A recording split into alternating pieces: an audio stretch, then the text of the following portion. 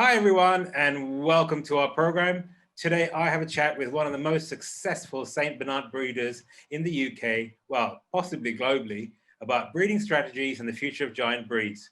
But before I introduce him, I would like to read a little bit about his formidable success in the dog world by reading some of his top achievements. I know I will totally embarrass him, but he will just have to sit and listen to these remarkable achievements. He's been top dog. He's had the top dog in the breed for 22 consecutive years, from 99 to 2020, unbroken. 17 of them with homebred dogs. 16 years top breeder in a row. And whilst they say you only need 3 good friends for a UK champion, those of us who have UK champions know that those 3 friends are like finding hen's teeth. So it's an outstanding that our guest has over 40 champions. Breed record holder in St. Bernards and bitch breed record holder, champions in St. Bernards, Pyreneans, Norfolk Terriers, Norwich Terriers, Rough Collies, Tibetan Mastiffs. 62 UK groups over working, pastoral, and terrier groups, 3 best in show winners at UK championship shows, and further reserve best in show winners in a pear tree.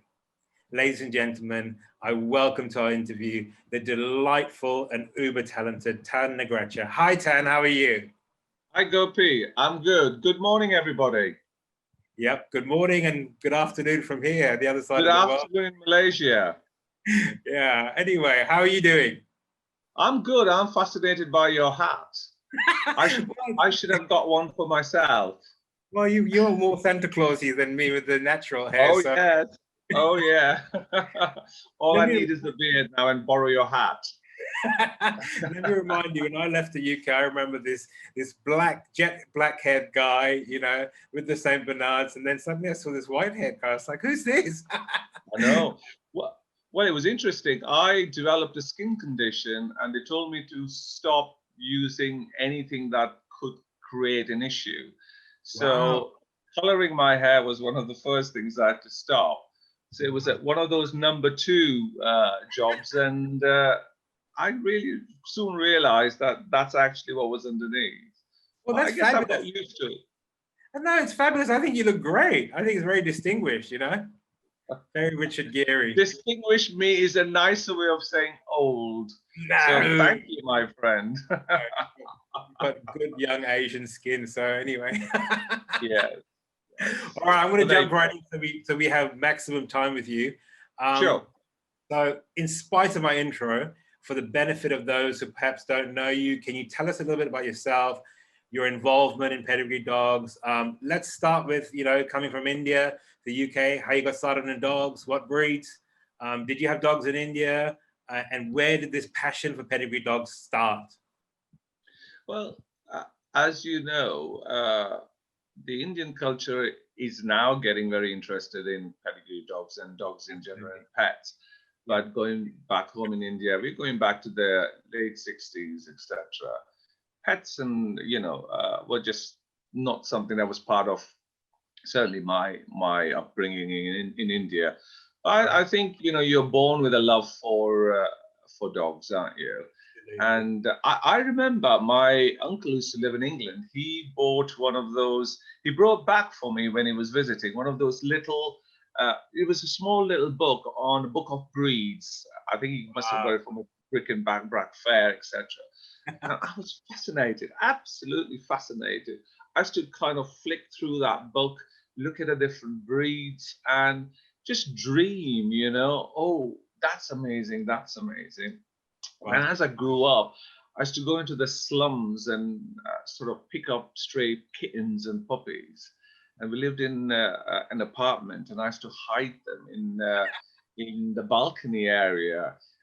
And then a couple of days later, I would be in school and come back, and the puppy had gone. Mum would have found it and put it back where she thought it had come from. And this was quite a regular occurrence. So I think it was kind of something I always wanted. And I used to walk miles. I used to walk a good mile and a half to go to this big house where they had a couple of Dalmatians, which was the first pedigree dogs I'd ever seen. How cool. And my dream as a youngster was to save enough money to fly to England to be able to visit the biggest dog show in the world of Crofts. Wow, how cool is that? And I was very fortunate to judge my breed at Crofts a couple of years ago. So it was an emotional big deal. So yeah, I've always been interested in dogs. And I've loved the big breeds. So when I came to the UK, I think the process carried on. I would be kind of looking at going into different, you know, those puppy farm kennels where you can see the puppies from the windows. You're talking about in the mid 80s, you know, and kind of appreciate them. And eventually I got myself a dog, which was a Pyrenean mountain dog. Oh, wow. Okay. Yes, yeah, which is why they are in a way my first love. And then I got another one, and then my first St. Bernard came along because a big breeder was emigrating abroad. And she said the only one she had left was this bitch I could have as a pet, and we were only interested in pets at that time. And she was pregnant, and the Pyreneans and all you did show. Okay.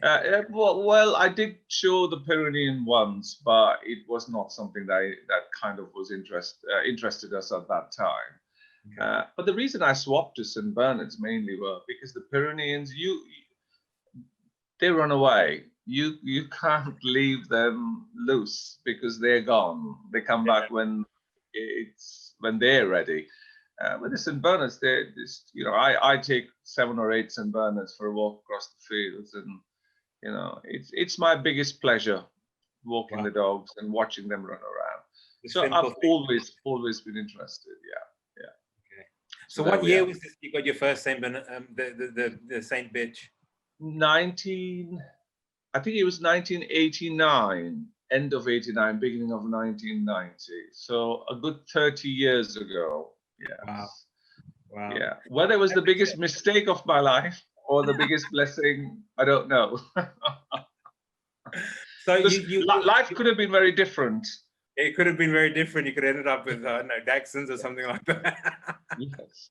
Yeah. So tell me, so this bitch, you said you got her as a pet, but she was in whelp at the time, or is that what you were? Yeah, she was in whelp, and the breeder had said once she's had her puppies, we are moving away. If you want her as a pet, you can have her, and that's how we acquired her.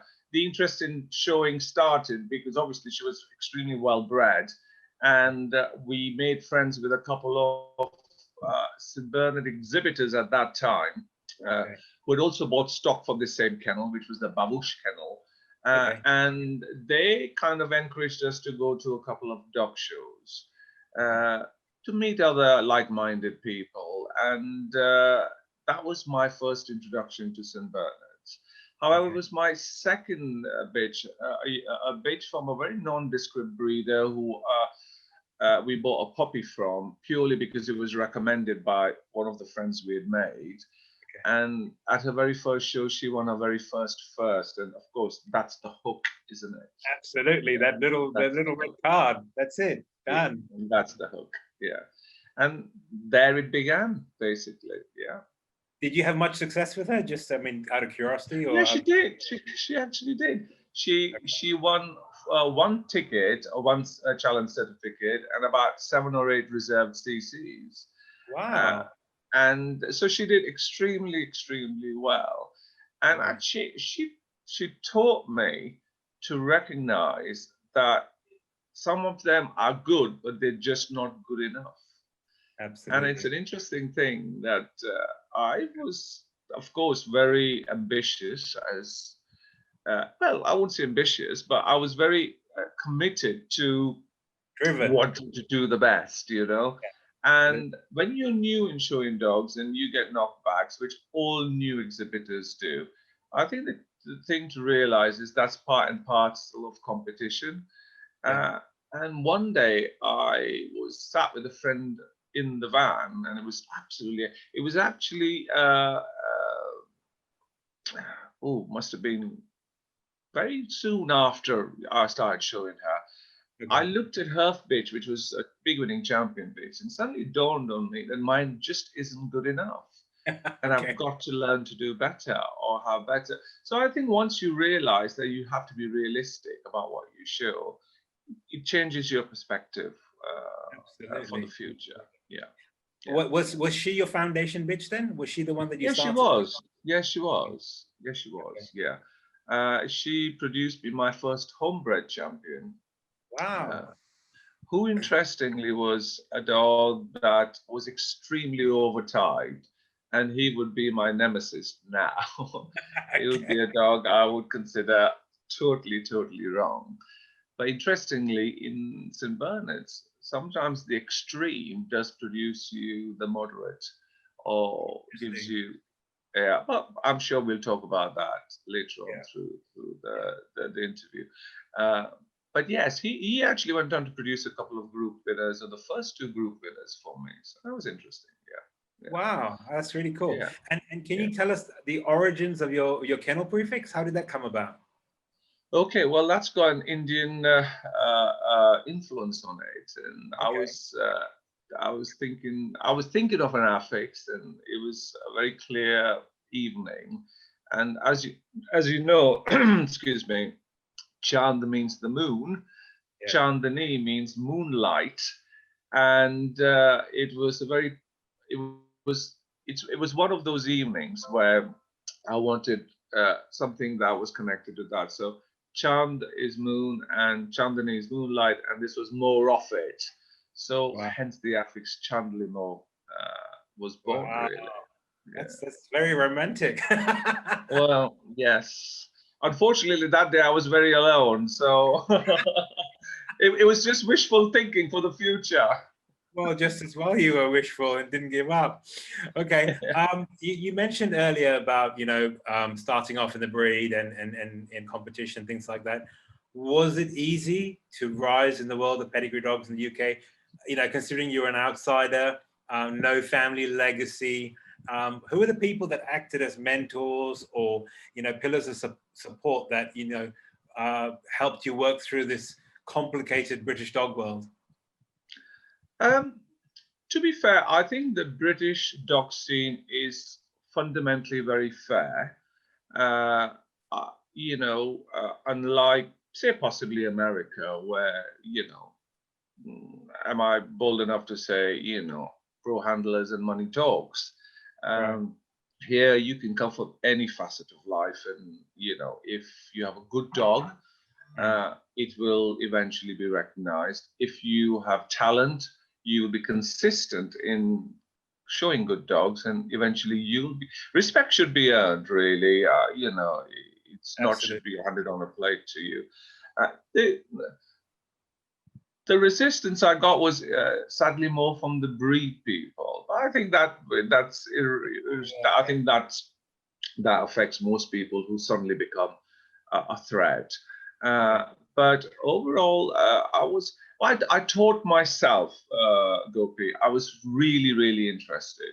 And one of the things I did was we had a very popular newspaper called Dog World, Yep. and we have our dogs too.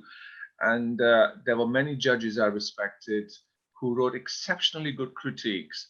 Andrew Brace, Albert White, Yes. Zena Thorne Andrews, Ellis Hume. Oh, These yes. were, just to name just out of the top of my head, who used to write exceptionally good critiques. Now, I used to read every critique for every breed.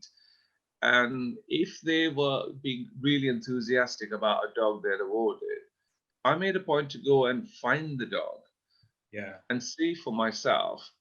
And that was a great learning curve. And Absolutely. in time, I would see dogs I liked, and then Yeah. I would find them to see if these judges had judged them, to see what they thought of those dogs by Yeah. reading their critiques. Uh, those are the little things that self-teaching, and I think that comes out of sheer interest. Uh, Absolutely. Passion. that yeah, that as mentors, I have to say, our dear friend Andrew Brace, he's very good at actually recognizing people who are passionate, because he's very passionate himself. Agreed. And Agreed. he had a good influence on many youngsters like myself, and a very dear friend of Andrew and mine, the late Anthony Rees, Okay. who should be remembered.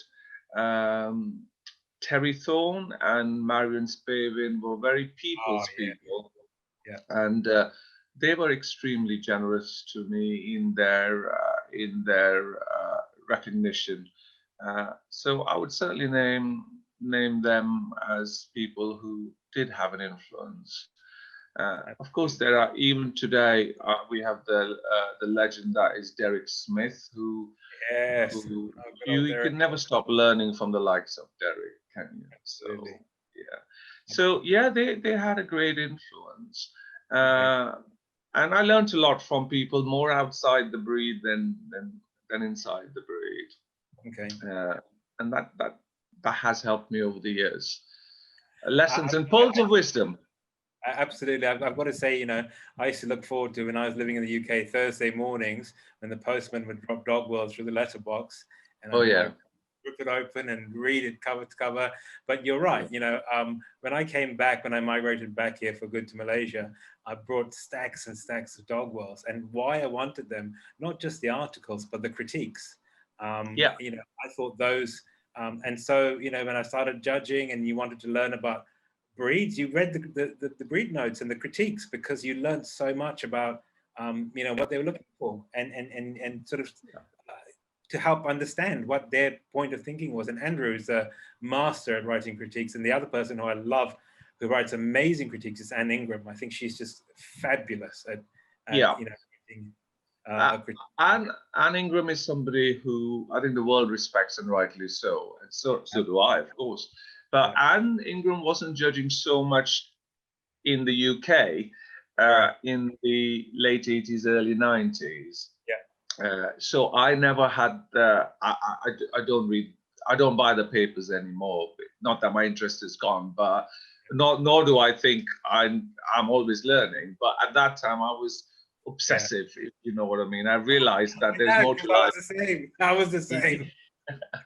But certainly Andrew, LSU, Albert White, Zena also, they wrote very, some of them wrote very blunt critiques, some of them wrote very descriptive critiques. And the reason I mentioned them is there was a lot of meat in what they were writing. So Right. by reading that and associating it to the dog when I went to see it, Yeah. gave me a better visual. Yeah. Absolutely, absolutely. So, can you tell us, are you just involved with the Saint Bernards, or are you still? I mean, I know Pyrenees you had a couple of years ago. What other breeds are you still actively involved with? I know there's a Jack Russell. Oh yes. Oh yeah, they are fascinating little breeds. They really are a fascinating breed. The Jack Russell, I was judging at the Pre-Terrier show in Finland the day before the World Show.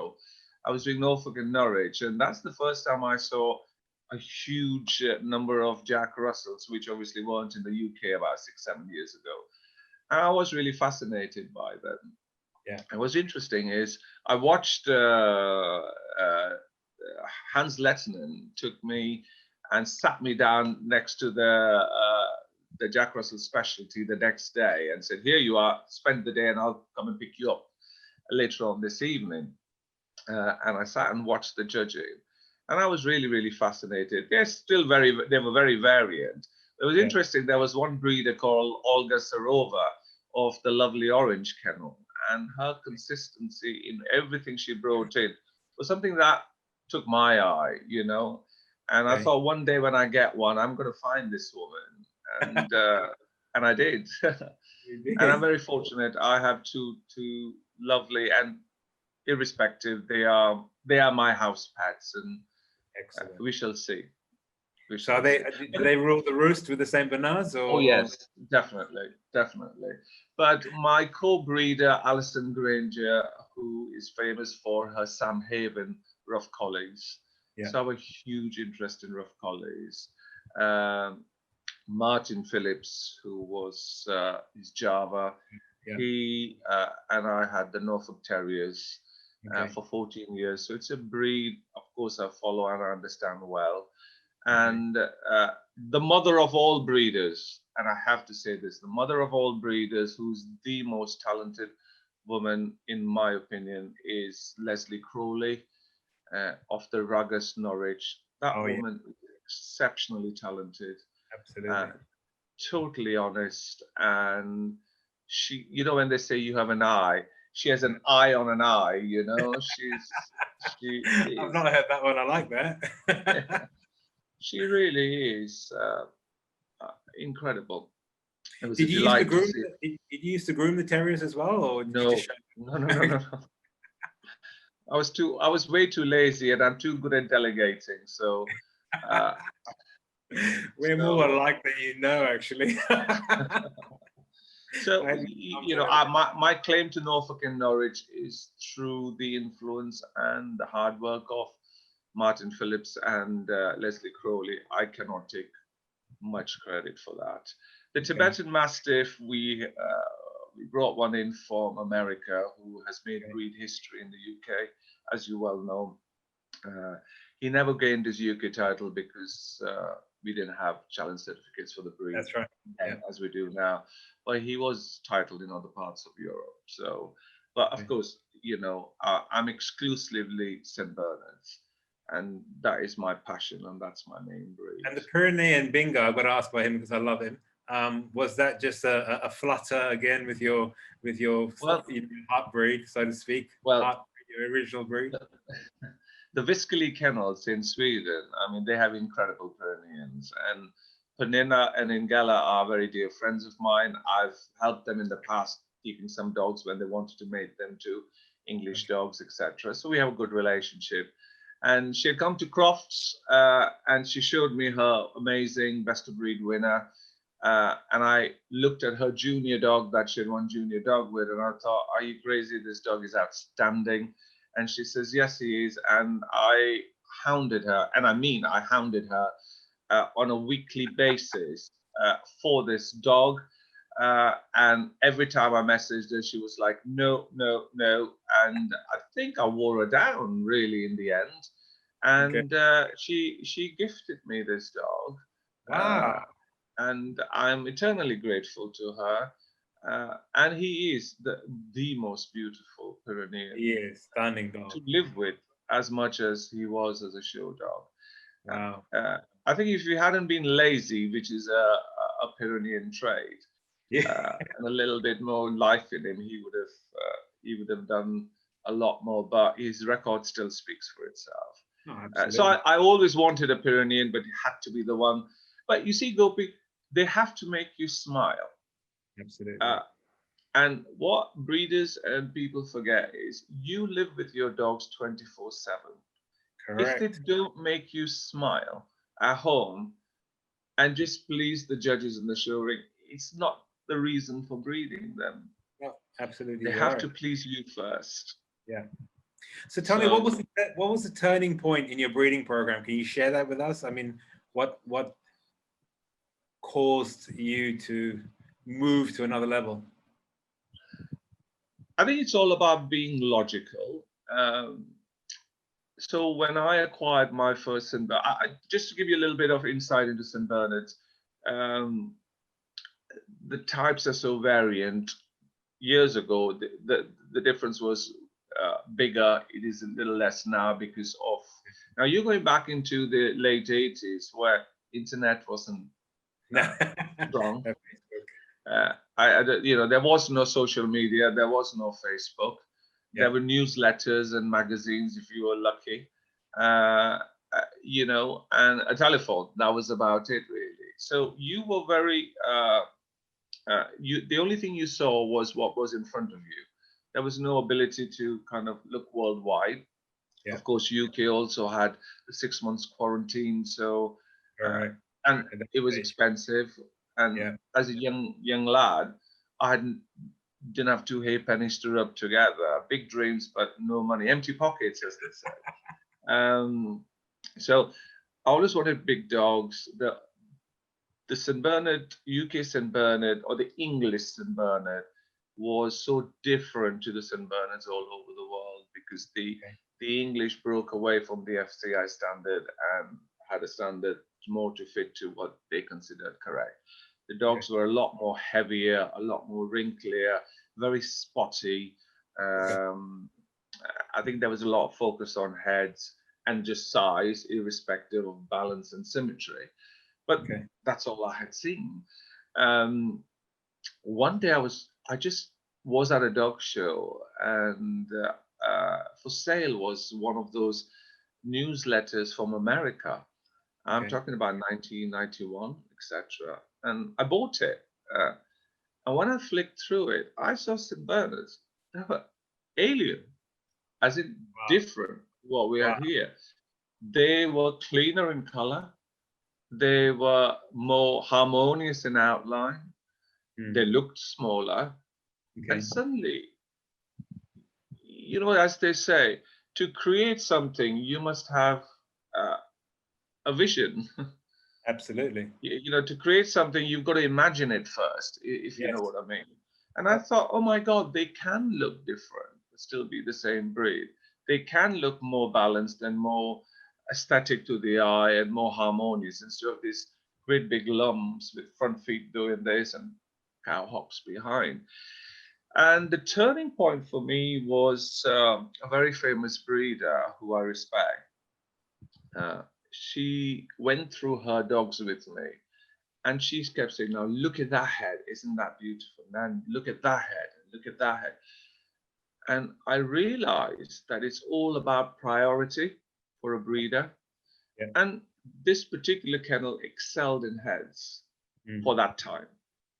So her priority clearly was heads and heads alone at the cost of everything else. Not that she didn't care. I'm just giving you a point of comparison. No, I understand what you're saying. That was. Yeah. My pleasure was watching my St. Bernards run around the fields or the paddocks and thinking, oh my God, look at the fluidity of that movement. Look at that top line. And I realized that day that for a dog to be body beautiful is more important to me than just a pretty head that sat on top of it. So I realized that as the other breeders' priorities were just head alone, to me, the balance and outline and construction was more of my priority. To have a well-made dog pleased me more than a good-headed dog with nothing else. Yeah. So when I started breeding, I made a commitment to myself that I am going to be very systematic, and this is a long-term investment in time, shall I say, that I would only keep what had the make and shape that pleased me, irrespective of head type. Right. Of course, the gene pool was so heavy with the old-fashioned stuff, and I had no access to foreign dogs. I had no access to importing dogs, so or stuff like that, and then very limited. yeah. But I started getting an odd one that was plainer, but more to the outline that was better. So irrespective of head type. So over the last 30 years, that 1 in 2 generations became 2 or 3 puppies born in a litter of the same make and shape eventually. So I got the bodies right. Okay. And now I'm in a position to add the pretty bits on later. Right. So to me, I focused very much so on outlines, good necks, shoulders, top lines, long ribs, good quarters, general carriage being good. And obviously that meant good movement, sound movement for a big working dog. Sure, and that, to me, that's my pleasure. I see the dogs running around in the paddock or taking them across the fields, and I see them, and to me, my decisions are made watching them run around, and is their carriage good? Are they holding their shapes correctly? So it's important to recognize what your priority is, and as I said earlier, it's what pleases you at home that's of more importance than what pleases a judge in the ring. Yeah, you have to live with them. So I mean, they have to. You've got to be able to look at them every day and think, wow, and still appreciate them, whether they're a 5-month-old puppy or a 10-year-old dog, and you still love them, nonetheless. Sure. Are there, just talking about them? So your initial dogs came about still using the existing lines. There weren't any introduction of foreign lines. Yes, there was. Yeah. So what? Like I said, I was getting an odd one, which was of the good shape, and I was religious in just keeping those. When the opportunity came along to use an odd foreign dog that was imported in the country. Certainly, the few that came in at that time was from Britt Marie Holverson of the famous Burn Gardens Kennels, who was very smart in her time of mixing the Scandinavian dogs with some of the American dogs she had introduced. And I knew that referring back to that magazine, that was my opportunity of blindly at least trying to tap into those silhouettes that I had so admired in that book. And that proved very, very successful for me. There was a couple of dogs that I have used, and I've only used about 3 imports that other people have brought in over the years. Wow. Yeah, and use them wisely. But the advantage I had is I did have basic make and shape already being stabilized within my own dogs. Yeah. So suddenly the outcross blood, which carried the same phenotype, That's right. kind of added to the stamp of producing or stabilizing and making it more consistent. That there were more and more puppies, and it's progression. You get one, then generation, 2 generations later, you get 2 or 3 who are similar in make and shape. The idea was to get them all being born, and the position we are in now is they're all the same make and shape. Now we can be, we have the luxury of saying, oh, that's the better head, or that's the better head, and color. Not that color has any importance. And to get to that level has been a 30-year process for us. Wow. I'm even more impressed. I didn't realize it was only 30 years. I thought, I know you look young, but I thought it was a lot longer. Can you tell us, are saints still popular as pets? Are they, like, it's not easy, like with in this day and age, most people want a small, non-shedding, non-drooling, non-pooping, eco-friendly, self-rinsing sort of dog. So is it easy to find homes for St. Bernard pups? Because, I mean, they're not a small dog. Well, 2020 is very warped because of the COVID. There's a puppy boom. I think it's nuts. Yeah. So if you take 2020 out of the way, where at the moment it's gone crazy.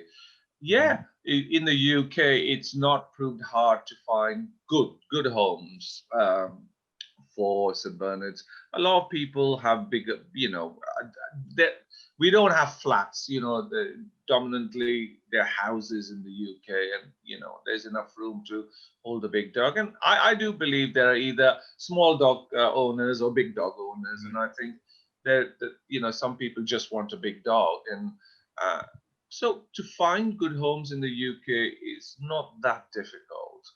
I haven't seen a trend in people not wanting St. Bernards because of the sheer size. But things are changing, I think there's a change from the newer generation of people wanting dogs where they just want a house pet. Are opting, you're probably right, are opting for the smaller, medium-sized dog. It really hasn't affected the breed interest in the UK as such. Do saints have any major health issues or things in the breed which puts them on special lists or makes them the target of all these animal liberation people who are saying that these giant breeds are not healthy and things like that? Do they face any of those issues? Well, there are issues. There are issues in St. Bernards. Any breeder who tells you there isn't is a liar. But most of those issues affect a lot of other breeds. I think when our kennel club, I think there was a huge uproar when the kennel club introduced the high-profile list of breeds. And there's a reason why I mentioned that, because in the long term, that was a good thing, even though a lot of us were up in arms. Why my breed? Why my breed? But the concept of fit for function was correct. It made judges get paranoid about not putting up bad movement and bad eyes. I'm talking slightly loosely here without going into too much detail. It made breeders think, hell, I need to breed a clean eye and a good moving dog. So from a functionality point of view, I think I think the process, I'm not interested in the process of how the category 3 works, but more into the principle of fit for function. And I think that was a very, very good positive directive from the Kennel Club. After all, you know, they should be. And with giant, agreed. sorry? But I absolutely agree that we need healthy dogs, and that's what puts us under attack, is when we speak with these things. I think the key thing is with giant breeds, there's always a breeder's desire and even a consumer's desire. I want the biggest St. Bernards. You know, I want more. I want the biggest head. I want the biggest bone. I want the tallest dog. No. Even the consumer says, "Oh, I want the biggest puppy." And you know, there's a very, very important thing that, you know, giant breeds can lead to extreme, and to try and enhance a feature, there's a fine line between enhancing a feature and exaggerating a feature. Yeah. And you know, you can very easily make a giant breed very dysfunctional. And it is true that, you know, moderation is the key to perfection. Agreed. But I'm going to add to that. There's a fine line between moderation and mediocrity. Yeah. And certainly mediocrity is not something you want in an impressively big dog like a St. Bernard. Yeah. So, but are there any specific health issues with St. Bernards, or is there not something specific that? So gastric torsion is something that affects a lot of giant breeds and a lot of other breeds, and you know, there is so much research done on that, but nobody has an answer. So that's something that affects the breed. Epilepsy. Just talking of torsion, is it something genetically, you think, or is it still out? You know, is the verdict still out there about, is it certain lines carry it, or more than certain breeds, rather than feeding patterns or techniques? I think it's important that, you know, you follow certain protocol in feeding. Don't feed for 2 hours before exercise, 2 hours after, at least exercise 2 hours after you've fed, and don't feed for at least an hour after exercise, just to be on the safe side. We tend to now, you know, the swelling of the kibble, the causing of the gas is what kind of affects it. The torsion itself is the twist, which, you know, is life-threatening, as you know.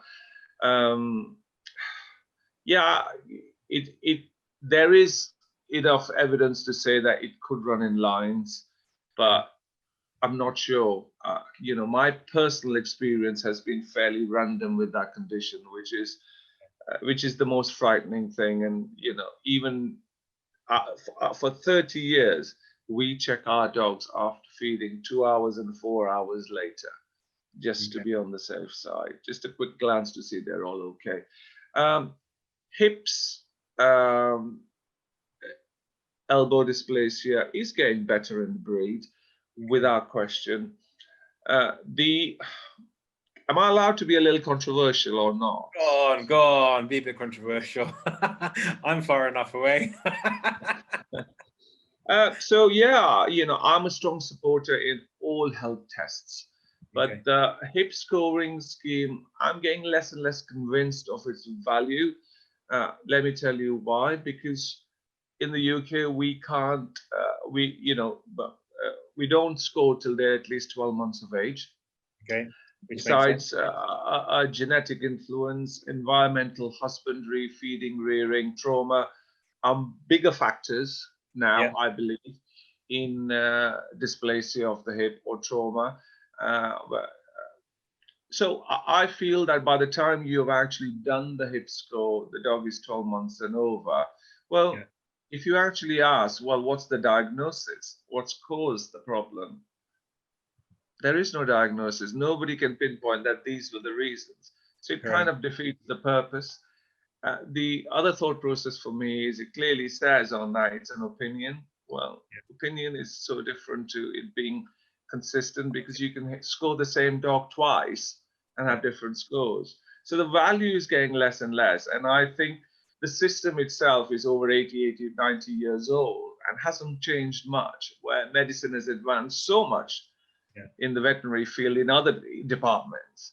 I think that, you know, I don't put that much emphasis now on and the old stockmen. How did they do it? They did it with their eyes. You know, if the dog was made right, it moved right, sort of thing. And you know, Germany is one that is very fanatical and very strong, and rightly so for their own reasons with scoring. Yeah, I see what scores with dogs with great scores that to the visual eye are pretty dysplastic on the move, and what about elbow scores? Are elbow scores a little bit more convincing then in terms of you know? Well, I have very little experience with elbow scores, so I really don't want to comment on that because Fair enough. I have very little experience on that.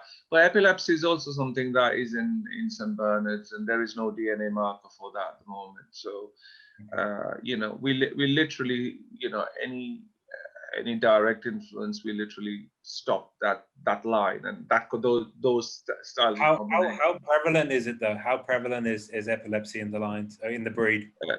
It's okay. I think there were some statistics done about. It's an old one, about 8 to 10 years ago, and I remember reading.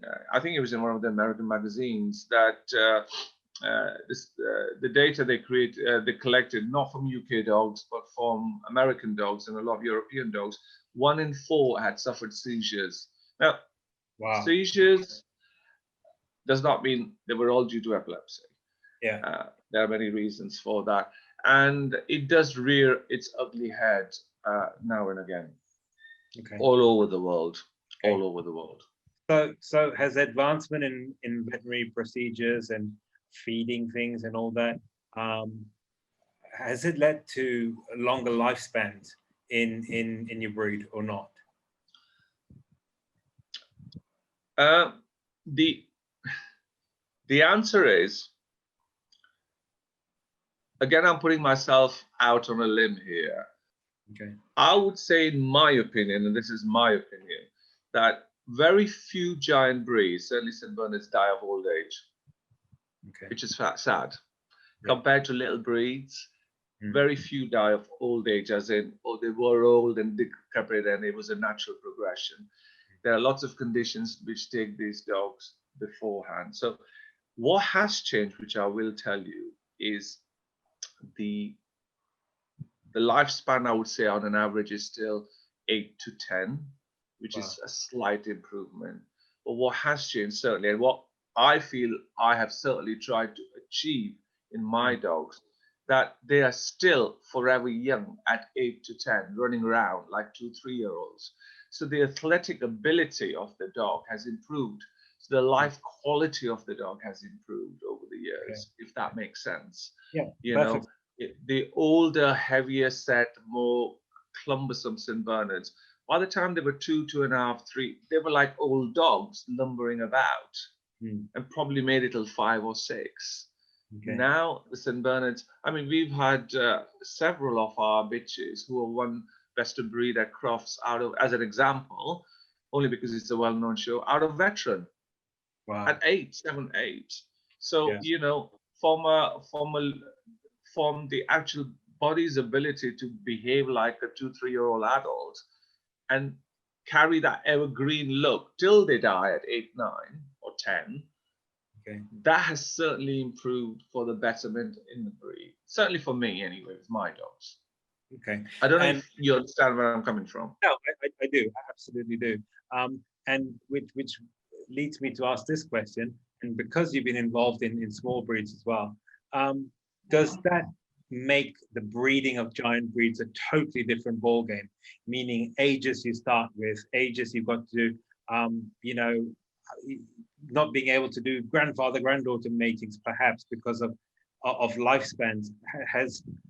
Is that definitely the case, or am I assuming something? Well, the breeding lifespan on a giant breed is a lot shorter than smaller breeds. So here's the catch-22, Gopi. So because of epilepsy, because of other conditions, which we all have a moral responsibility to try and avoid, this is me. I'm not talking. I don't speak for anybody else. We made a commitment going back 7 or 8 years not to breed from our bitches till they were at least 3 years of age. Okay. Because our breeding window was 3 to 5. We Okay. don't want to breed a bitch, St. Bernard, after she's 5.5 at the very latest, because they are a shorter-lived breed. So what we're trying to do is not till 3, so we know if anything is going to manifest itself, it is likely to manifest itself, because epilepsy usually kind of, if it's inherent, is between 18 months to 2.5. Okay. That's the rough, maybe even later. So that really reduces, but then that actually sits well with my own policy that a bitch, if she's not going to give you quality in 1 or 2 litters, she never will. Yeah, agree. So to me, the 3-year to 5.5-year window is enough for me to have 1 litter, possibly 2 if she's produced well in her first litter, to give me that quality, that continuity which I'm looking for. So, we're trying to kind of get the right balance between doing right by the breed. And, if you look after the breed looks after itself. Absolutely. But does it make it harder to do things, like I said, when you talk about line breeding, and we'll talk about, different types of breeding, but, grandfather, granddaughter, or when you want to breed to a line, does it make it more difficult, or has the advent of frozen semen and stuff like that made that possible now? Has that changed that equation of being able to breed with giants, with long lost relatives, or, distant relatives? Right. I'm in the dark ages, as you know, with my computer glitches earlier. You won't so tell them. I have never used frozen semen. Okay. Ironically, it was after great pressure from a good friend, I eventually conceded to send some frozen semen to a friend of mine abroad, and that was my first attempt only 3 weeks ago. Was it 6 weeks ago, 6 or 7 weeks ago? Wow. Okay. So I think it's great that it's doable. I certainly think that is something I would consider now that I can afford it a little bit more and delve into doing stuff like that. But yeah, it has to be positive. My experience is very limited, so I really don't want to kind of. But it logically, to be able to store semen from prepotent dogs who are great producers to be used in the future, logically is a positive thing. To be able to kind of use the opportunity of bringing semen from internationally with a view of diversifying the bloodline is positive. So it's something. Is it done a lot though? I mean, now that AI and stuff like that is a lot easier, so to speak. Is it being done a lot more people in giant breeds? Well, let's talk about saints. Is it something common? Certainly, my friends in America do AI all the time with the breed, very successfully. And I think they just do AI. They don't even try natural breedings, and it works very well with them. They are, strong back to Saint Bernards and breedings. It's an art to make 2 giant breeds. It is an art. I have bruised legs all the time, Gopi. Believe me. So yeah, I mean, these modern methods are going to be useful long term. Even something I am also looking into. I'm in a position. I'm at that stage in my breeding program that I do need another influx of fresh blood. So I'm on the search for the right dog. Okay, so let me ask you this, because you mentioned it earlier and I didn't get an opportunity to properly say. Are the American Saint Bernards totally different to the European or UK ones now, or are they more homogenous? I think there is more because of the bloodlines being mixed. So the current position for the St. Bernard internationally is the American dogs, the Scandinavian dogs, the Australian dogs, and many of the UK dogs are more homogeneous, where the European dogs are totally different. Okay. They have a different understanding of the breed. There is a big push through WASP, which is the World Union St. Bernard Clubs, which is the Italian, German, etc., the whole European sector, where they want the taller the better. You know, they almost want a 60 leg, 40 body, which a little bit too rangy for me. They want less stop.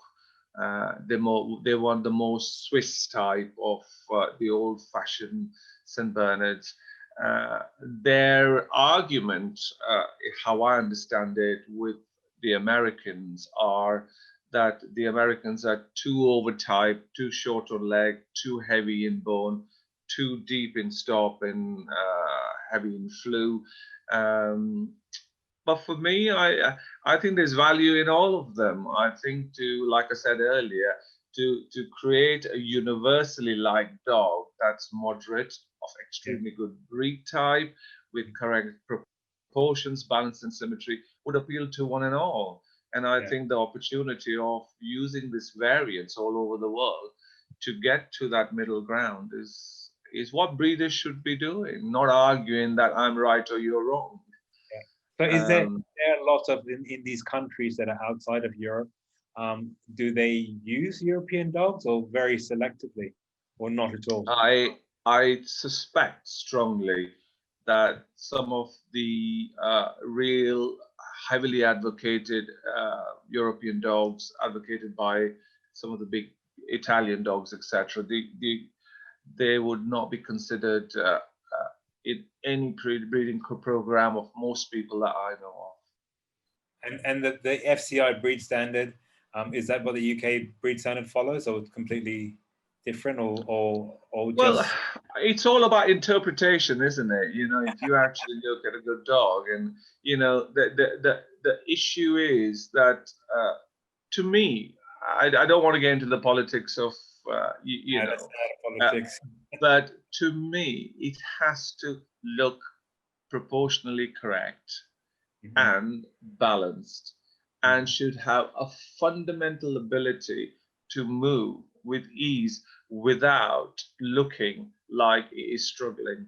And that's my major issue, that such dogs which are almost dysplastic on the move and totally straight in the front and rear with great big curly tails, just because they're long on leg, does not mean that they are good examples to be promoted.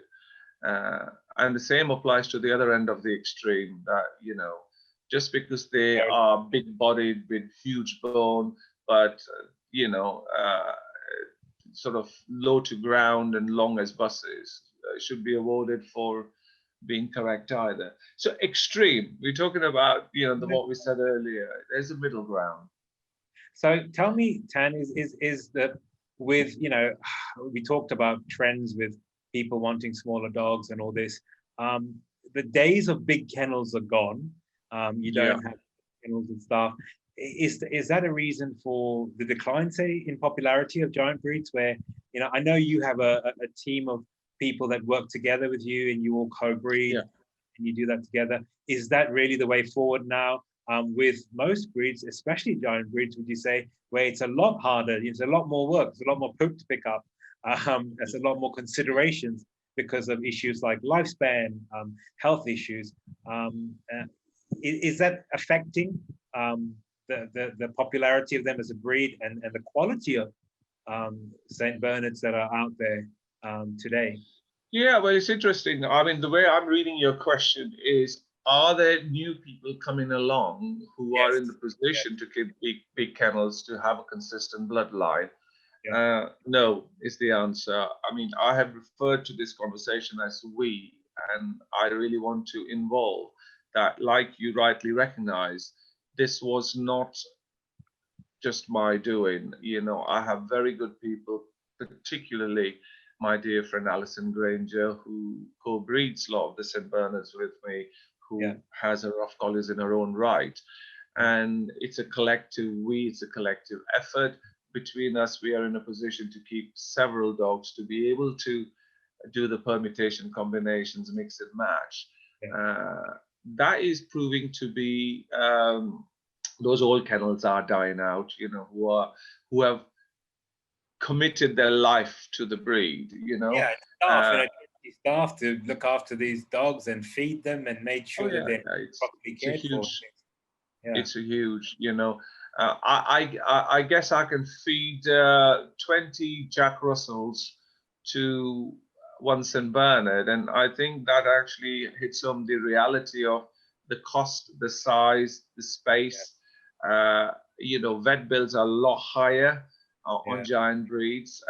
There's more that can go wrong with giant breeds than little dogs. So these are all the things which. So yeah, I think in general, in all breeds, I think without those big kennels who had the knowledge and experience to breed consistently and keep the level of quality in the breeds, certainly in the UK is dying.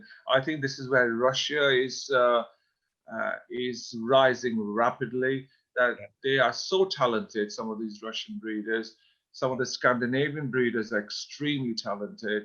And you know, they are producing world-class dogs. This is something that worries me as a breeder and as a judge sometimes, when you think that the days of these large kennels and breeding programs and people trying combinations and saying it didn't work, and you know, everything's petted out, and nothing makes a showing, whereas people have a few dogs, everything's a show dog that they produce, and you know, a little bit blinded, which is the worry.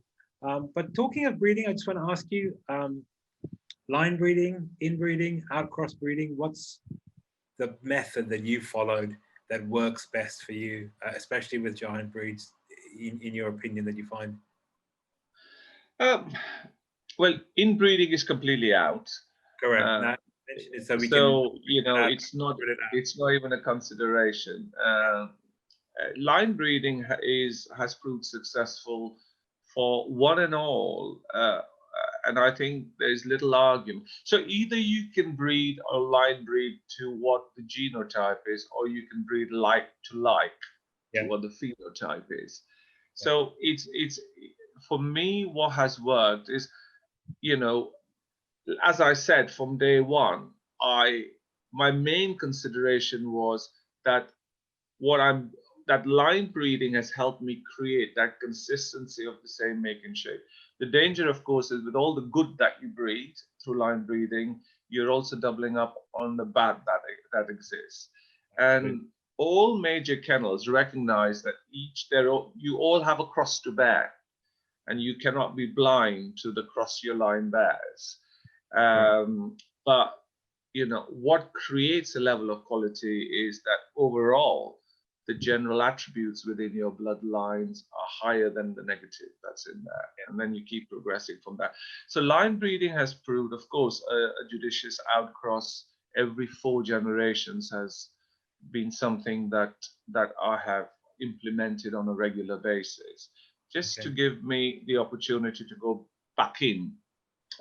And that's been important. But in breeds like St. Bernards or giant breeds, it is really, really important that, loosely speaking, that sometimes it's really important to use extreme examples to keep the bone, to keep the substance, to keep the size.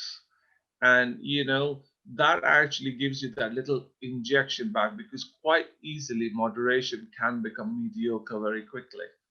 Okay, but can I just for the benefit of, you know, stopping you being misquoted here and everyone going and breeding to purple dogs and saying they've heard it from you. Yes, yeah.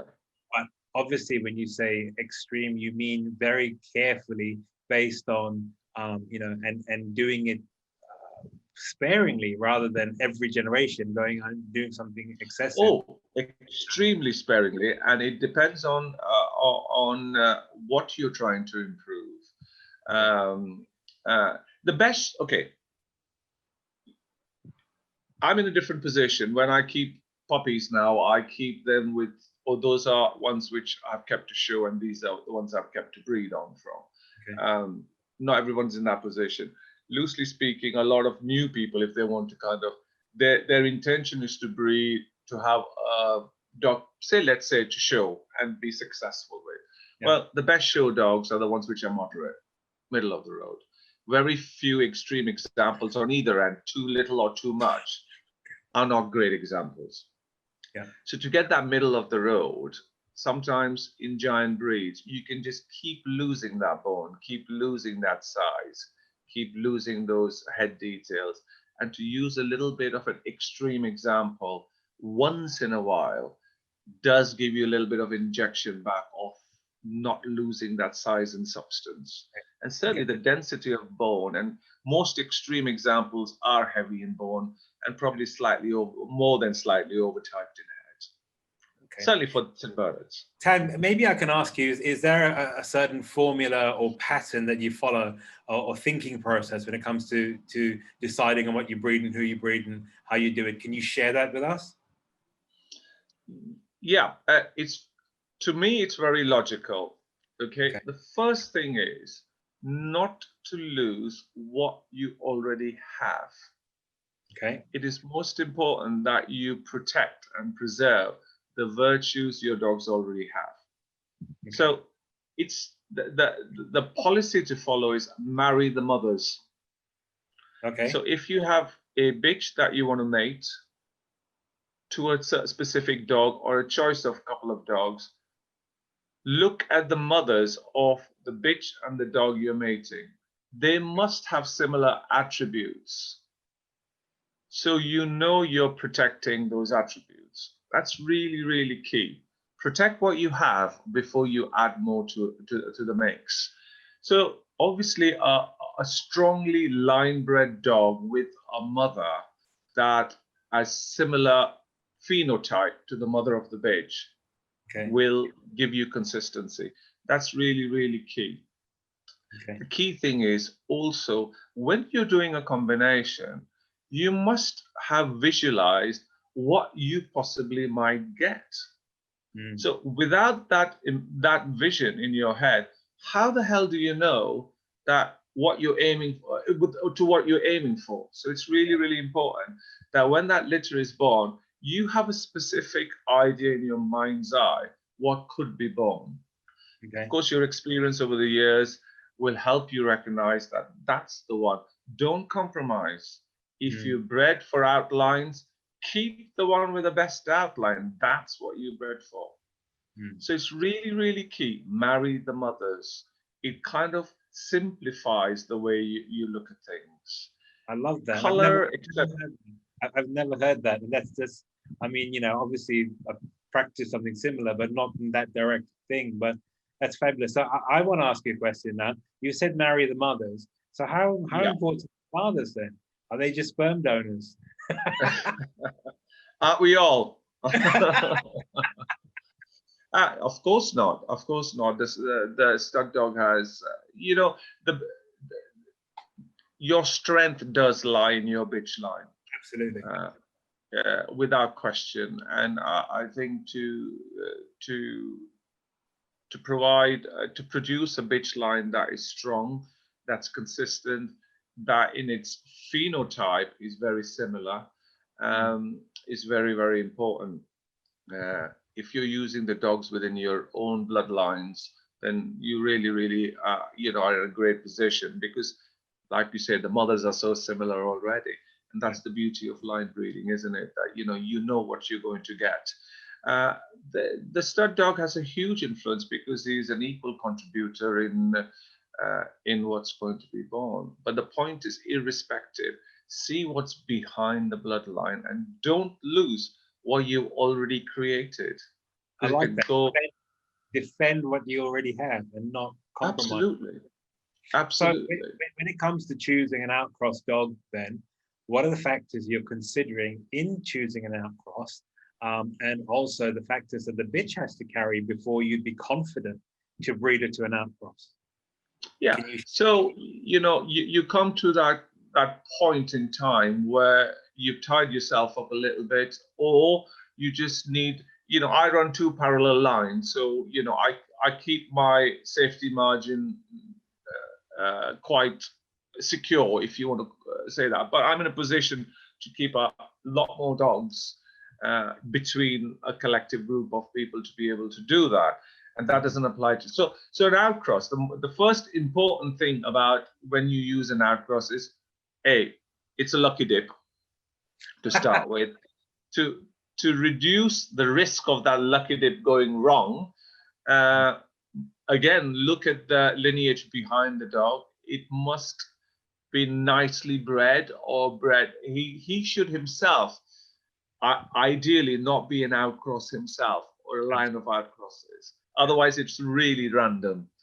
So if ideally you've got a dog that comes from a nicely line bred bitch line, then that's a great position to be in, because it gives you a better understanding of your potential advantages and disadvantages. Of course, if you recognize that these are the bits I want and these are the bits I want to avoid, that has to play the biggest part in what you keep from the resulting litter, because you clearly want to clear out what you're trying to avoid. Even though you have to keep the ones with the faults your own line carries, at least you know what you're dealing with. Don't keep the ones with faults you're not familiar with or which are random to you. So it is important you find that an outcross that is tightly bred himself. If that's not always possible, then you have to revert back to breeding like for like. It has to have the similar make and shade in its phenotype to what your own lines are. So there's the opportunity that you're not creating a mongrel, because that's what you would be if you made a Dachshund to a St. Bernard. Does that make sense? So an outcross has value, but its main value is an injection of fresh blood that allows you to do another at least 2 generations of combinations safely without hitting a brick wall, basically. Okay, so if I can ask you, in using an outcross, would you use a novice stud dog, or would the dog have to produce something for you to have an idea what the dog has produced in using the dog, or would you take a gamble based on looking at pedigrees and looking what's behind him and deciding that would work? Of course, if there's a stud dog out there which has proved its worth as a sire, that's the ideal situation. But I would absolutely not hesitate to use a young, unproven stud dog that's in a pet home, even if it's the right dog for my bitch. Without question, absolutely. I would not even think twice. Okay, and when you see a young, exciting young dog, I know he has 2 sides to his pedigree, but are you more inclined, if you see such a stunning young dog, to go and use his sire rather than use him, in the hope as long as the sire has produced? Look, never judge a stud dog by the crap it's produced. That's where a lot of people make a mistake. I shouldn't use that word, sorry. Judge a stud dog by the handful of good progeny he's produced, because if he's produced a lot of puppies, a lot of them might be not so good. But judge him for what he's produced. And that is really, really key, because people are so quick to damn a dog, saying, oh, so-and-so's was not so good. Well, I know that one's good and that one's good, but that wasn't. So, look at what the good he can produce, because it is a little bit of luck is involved in these. So to answer your question, yes, if the father has produced several of good quality, then I would opt for the father over the youngster. Okay, and in using a stud dog, are you more critical of a stud dog rather than a dam, because you want him to carry less faults, say, than you would have if you were going to breed your bitch, that you'd be more forgiving of faults that she had? Or am I barking up the wrong tree? Well, we all want the ideal, don't we? And, in looking, and how critical would you be of a stud dog versus a bitch? It's a difficult one, because I think the point is, when you have a bitch that you're going to mate, and you feel she's good enough to mate, you're going to mate her. You know, so you tend to kind of, and you are right, you should consider what is not so great about your bitch. And we all expect the stud dog that we're going to use to A, do miracles. Yeah, absolutely. Yeah, and B, be the most amazing stud dog ever in the world and the most perfect stud dog. But that does not exist. So yeah, we are always, you know, generally it's human nature that if I'm using a dog, I want it to be better than the best, and you know, one has to be realistic. But you know, faults should be considered in equal measure.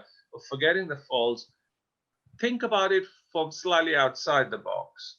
If your dog or bitch that you're using has only got, say, one or two niggles that offend you, where basically the general quality as a whole is fabulous, or really excels in certain specific breed specifics that are outstanding, recognize them and breed towards enhancing them or stabilizing them. Either you can enhance or stabilize and protect that. And that's the key. Try and think slightly outside the box.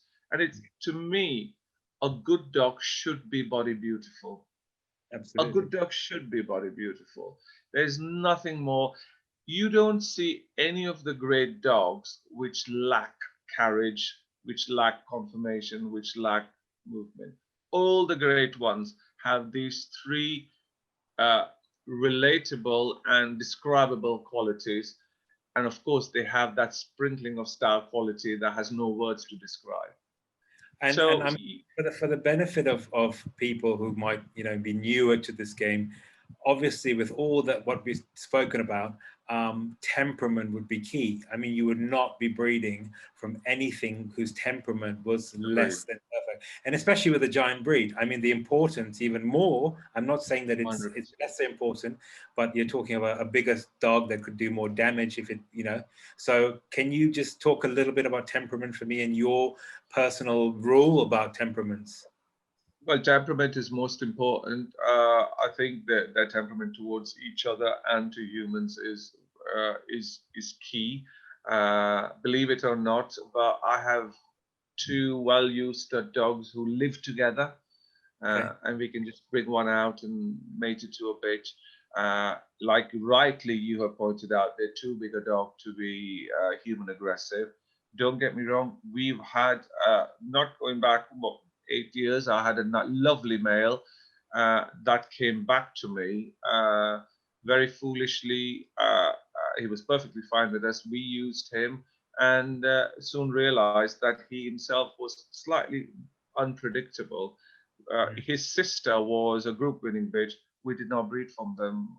We stopped breeding from the dog. Unfortunately, he had produced 3 litters by then. And, you know, we are very careful where we make that 1 or 2 progeny we have. So we have a responsibility as breeders, and we all us breeders. No breeder has not had their fair share of bad luck, and no breeder has been able to avoid breed issues in any breed. You know, if you've done this for 30 years, you've seen it all, you've faced it all, you know. And if you say any different, you're not being realistic, or you've been damn lucky, one or the other, you know. Well, they say, I mean, this is something else I want to ask. I mean, you know, they say breeding involves study of pedigree and things like that, besides physical attributes and all that. But a lot of it's also luck. Would you agree? Oh yeah, luck plays a big part. You know, if you're not meant to have it, you're not meant to have it. You know, and this is where experience comes in. That it reduces your it reduces that lucky dip opportunity. You know what's behind them. You know, and like it's really important that you have a good picture in your mind's eye when you do a combination of what you expect to be born. Because if you don't have that image in your head, you won't recognize it. Yeah. That's really, really key. You know, so and of course, you know, if it's not born, it's not there for you to pick. Go back to the drawing board. But yeah, luck does play a big part. But you can increase your chances by by being sensible. Okay, I do want to ask you, I mean, we're sort of well over time, but never mind. I'm enjoying this, and I'm sure our viewers will as well. But I do want to ask you something, and I would like you to explain this to say, perhaps people who are newer to this. You talked about running 2 parallel lines. You talked about having in a litter, you'd pick puppies that were going to be in the show ring and dogs that were going to be breeding dogs. So clearly you do believe in the concept that not all show dogs end up being breeding dogs, and some breeding dogs produce your best dogs, but have never seen the inside of a show ring. Sure. Obviously, it's a luxury you have, but can you tell us a little bit about that? Explain a little bit of that concept of why you continue to do that, the reasons behind this, besides having the luxury of it. Sorry, I kind of want to make sure I understand the question right. Sorry, I waffled on. Why do you still have the idea of having breeding dogs and keeping breeding dogs and keeping dogs that are going to be show dogs? Why not just? Well, I think in a way I answered it, but just to clarify it, moderation is the key, and the best show dogs are the ones which are middle of the road. Okay. And the breeding dogs are the ones which might be a little bit longer in backline, but having the most beautiful headpiece, and yet having that strength of body, which is not something I would particularly choose to show, even though they're good enough to show, over something that is, a big winning, exceptionally sound, great moving bitch that we had recently that was a little bit plain in head. So the point is that the breeding stock will help you produce the moderate, which make the better show dogs. Okay. I don't know if that's correct. Yeah, it does. So I guess some of the so-called breeding dogs are those ones which you talked about, which sometimes you may introduce to the breeding program, have a little bit of that excessive stuff, but because they're your own line, you keep them because you know exactly what's behind them, and you more predictable outcome when you do use them in a breeding program. The key thing is, the advantage long-standing breeders have is that not only they can read pedigrees, but they can visualize it because they've seen the dogs behind the pedigrees. So, with good memories, they know that this dog 4 generations back had these issues with his siblings. And it's important also that, to add that you could find a great dog, but you must also look at his siblings. If the siblings were also of intense quality, then collectively that litter was rich in its genome and phenotype. Because you could have a one-off born and the rest of the litter is so ordinary that high flyer would be of no use to you. Yeah. So to look at the siblings of a dog or a dog that you might choose to use, and they are also of great quality, is also something that you must try and research if you can. Okay, 2 final questions. What I'm going to ask you is, do you have any advice for people who are starting off wanting to get a giant breed to start showing? What advice would you give them in looking for a puppy or even selecting a breeder? Can you just give some tips on what you think they should be, questions they should be asking perhaps? Well, as somebody who's embarking on a breeding program with a long-term commitment to showing, they want to show and eventually breed. Well, of course, the logical answer is you'll be foolish not to go to any kennel that has got 20, 30, 40 years behind them. Okay. It's so easy now to research. The internet is such a powerful tool. You can actually just quickly Google and find so many dogs that are there on the web that this particular breeder is bred. If you like the look of it, logic is to go to I'm not going to say the best of the very best, because there are lots of kennels which may not have been as successful as specific kennels in general, but are equally good. So do your research, buy from long established bloodlines, because you've got a running start. Because they've already done, there's 30 years behind what you're going to buy. What you buy, the most important thing is that is your blank canvas. Yeah.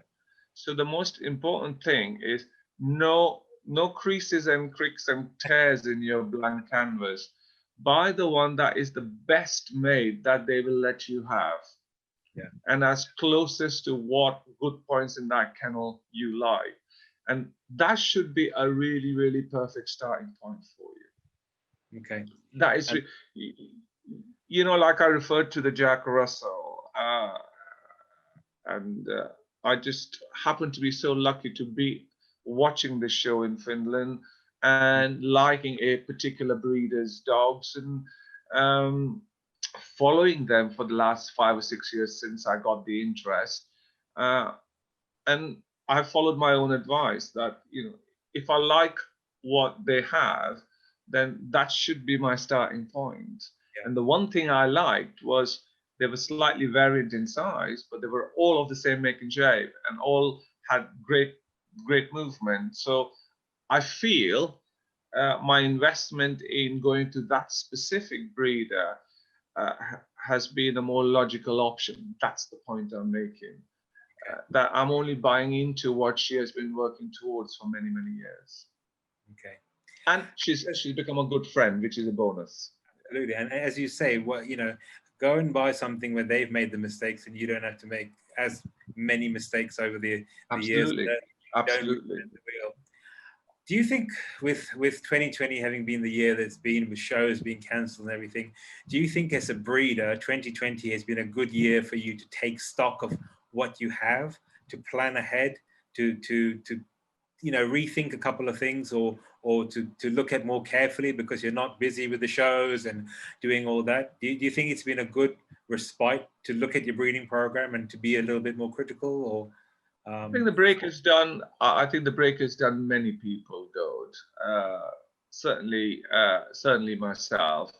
I haven't missed the shows, but I suspect if the shows were on and I wasn't going, I would possibly have missed them dreadfully. But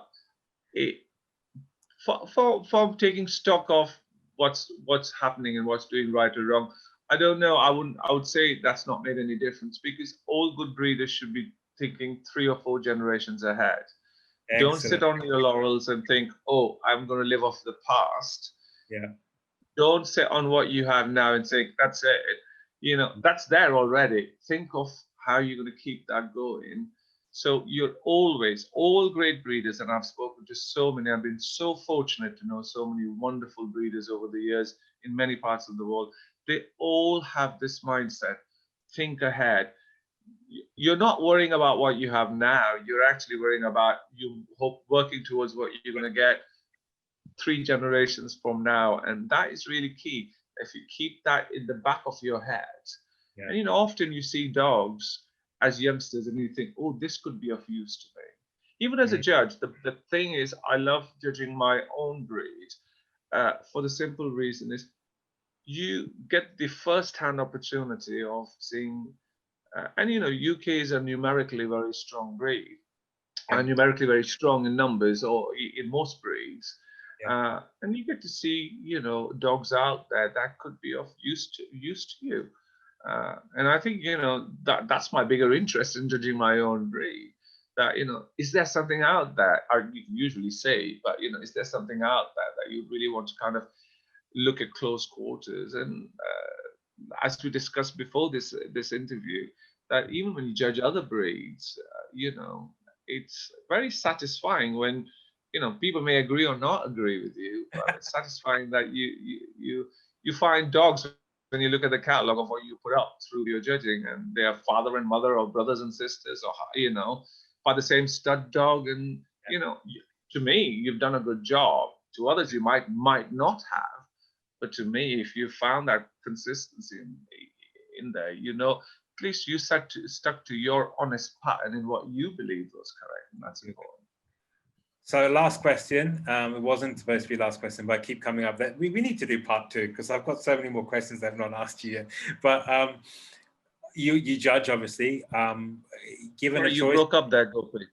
Sorry, I said you're a judge as well.